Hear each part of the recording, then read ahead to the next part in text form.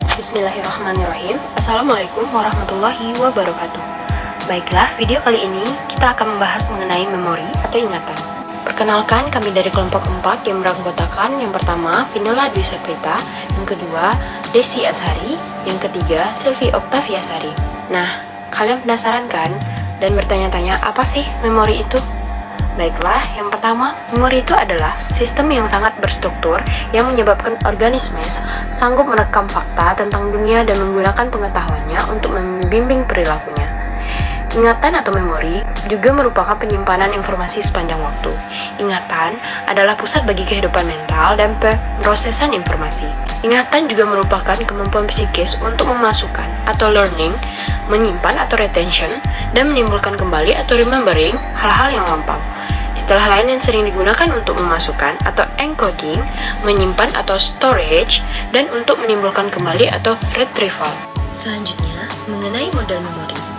Menurut Atkinson dan Shiffrin, seperti yang terdapat pada gambar berikut, yaitu multi-store memory model. Sebelum saya menjelaskan apa sih tahapan-tahapan yang terdapat pada memori model berikut, apa sih itu sensory memory? Sensory memory atau penyimpanan serapan indera adalah tempat penyimpanan awal dari sebagian besar informasi, namun pada akhirnya ia akan memasuki tempat penyimpanan memori jangka pendek dan jangka panjang. Pada memori ini, terdapat dua jenis penyimpanan, yaitu pertama, penyimpanan ikonik, yaitu sebuah register penyerapan visual yang sangat unik dalam dirinya sendiri, mengelola informasi untuk periode waktu yang sangat singkat. Yang kedua, penyimpanan ikonik, yaitu penyimpanan ikonik menyimpan input auditorik dengan durasi sekitar 2-4 detik. Informasi auditorik disimpan dalam ruang penyimpanan agar dapat diolah lebih lanjut. Jangka pendek atau short-term memory. Short-term memory adalah suatu proses penyimpanan memori sementara di mana informasi akan disimpan selama informasi itu dibutuhkan.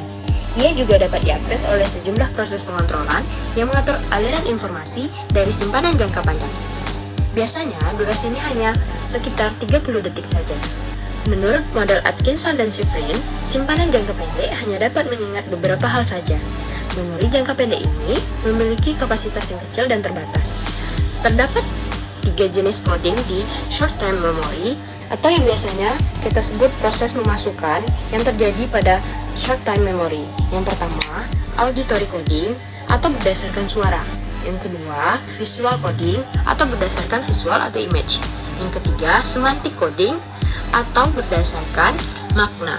Memori jangka panjang atau long-term memory, yaitu sistem ingatan yang bertanggung jawab menyimpan informasi atau data dalam waktu yang lama. Long-term memory juga memiliki kemampuan penyimpanan yang permanen.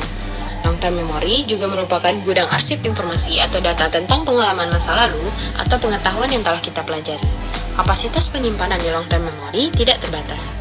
Terdapat 2 jenis memori di long-term memory. Yang pertama, explicit memory, yaitu ingatan kesadaran kita atas kejadian yang kita alami atau fakta yang kita pelajari. Pada explicit memory juga terbagi atas 2, yaitu episodic memory atau ingatan personal event. Yang kedua, semantic memory atau ingatan fakta dan pengetahuan. Selanjutnya, implicit memory, ingatan yang tanpa kita sadari. Itulah yang disebut dengan implicit memory. Implicit memory ini juga terbagi atas 2. Yang pertama, priming, yang kedua, procedural memory atau skill memory. Tahapan memori. Menurut Walgito, ada 3 tahapan mengingat, yaitu A. Memasukkan atau learning. Cara memperoleh ingatan pada dasarnya dibagi menjadi 2, yaitu secara sengaja dan tidak sengaja. B. Menyimpan atau retention. Tahapan kedua dari ingatan adalah penyimpanan atau retention apa yang telah dipelajari. C. Menimbulkan kembali atau remembering. Menimbulkan kembali ingatan yang sudah disimpan dapat ditempuh dengan mengingat kembali atau to recall, dan mengenal kembali atau to recognize. Menurut Atkinson, para ahli psikologi membagi 3 tahapan ingatan, yaitu A. Memasukkan pesan dalam ingatan atau encoding, mengacu kepada pengubahan fenomena fisik yang diterima oleh indera menjadi sejenis kode yang ditempatkan dalam memori. B. Penyimpanan ingatan atau storage, mengacu kepada cara individu menahan informasi yang sudah disimpan dalam memori. C. Mengingat kembali atau retrieval, mengacu kepada bagaimana individu memperoleh akses menuju informasi yang sudah disimpan dalam memori. Pengertian working memory. Working memory adalah kemampuan untuk memproses dan mengingat informasi terkait dengan berbagai aktivitas kognitif dari tugas penalaran hingga pemahaman verbal.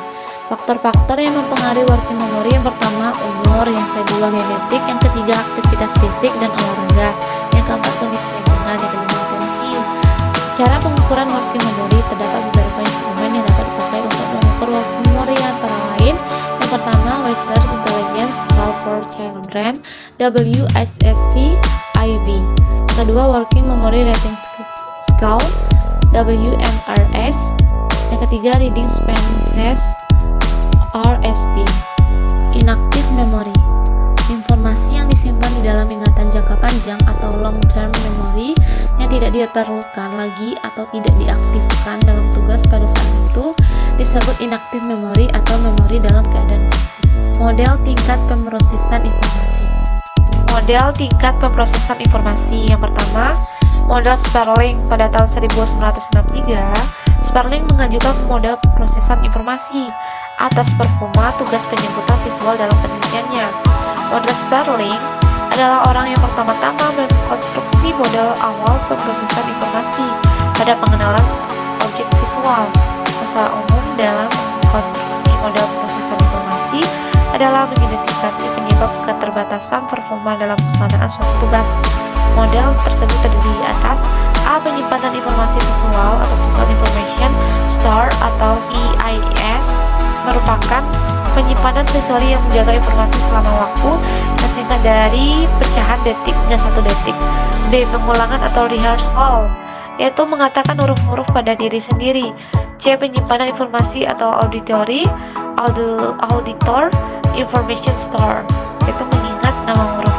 Yang kedua, model Rumelhart. Tahun 1970, Rumelhart mengajukan model matematis detail mengenai performa pada tugas pemrosesan informasi yang memiliki jangkauan yang luas, meliputi prosedur penyebutan keseluruhan dan prosedur penyebutan sebagian yang diteliti oleh Sperling. Model Rumelhart dibangun dengan asumsi kunci model Sperling, seperti pentingnya penyimpanan informasi visual dan penggunaan scan paralel untuk mengenali pola. Teori tingkatan pemrosesan informasi. Teori tingkatan pemrosesan informasi ini diajukan oleh Craig dan Lockhart pada tahun 1972. Teori ini menekankan pada aspek keluasan atau fleksibilitas manusia di dalam memproses informasi. Teori ini juga disebut dengan LOP atau Level of Processing. Craig dan Lockhart berpendapat bahwa memori tidak terdiri dari penyimpanan yang berbeda, melainkan suatu kontinum di mana kedalaman pengodean bervariasi. Pemrosesan dapat dibagi menjadi 2 kategori, yaitu analisis dangkal atau shallow level. Misalnya, apakah suatu kata ditulis dalam huruf-huruf besar atau ditulis miring dan apakah sama bunyi dengan kata lain. 2. Analisis mendalam atau deeper level. Misalnya, apakah kata tersebut merupakan jenis tanaman.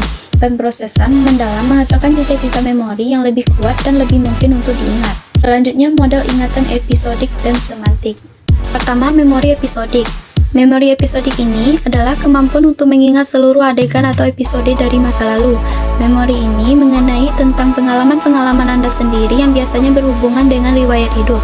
Misalnya, menceritakan kembali detail autobiografi dan kejadian pengalaman pribadi lainnya yang berhubungan dengan waktu tertentu. Ingatan memori ini yaitu berkenaan tentang peristiwa-peristiwa. Yang kedua, memori semantik. Memori semantik ini menyimpan konsep, kata, simbol, dan generalisasi, penyimpanan pengetahuan dunia secara umum, ingatan atau pengetahuan kita tentang fakta-fakta, berisikan jumlah total pengetahuan yang Anda miliki, seperti perbendaharaan kata, pemahaman matematika, dan segala fakta yang kita ketahui. Berikut tabel yang menjelaskan tentang perbedaan memori episodik dan semantik. Selanjutnya, faktor-faktor apa saja sih yang mempengaruhi memori? Faktor-faktor yang mempengaruhi ingatan atau memori: A. Sifat perseorangan. B. Keadaan di luar jiwa kita, alam sekitar atau lingkungan keadaan jasmani. C. Keadaan jiwa kita, kemauan maupun perasaan. Yang D. Umur. Hal ini dibuktikan bahwa hasil penelitian antara umur 20-70 tahun menunjukkan penurunan angka pada kapasitas memori. Plastisitas otak juga berpengaruh seiring dengan bertambahnya umur. E. Emosi. F. Minat dan motivasi. G. Genetik. Varian genetik berpengaruh dalam kemampuan intelektual dan juga mempengaruhi kognitif manusia. Salah satunya adalah memori. H. Nutrisi. I. Hormon. J. Stimulasi. K. Infeksi.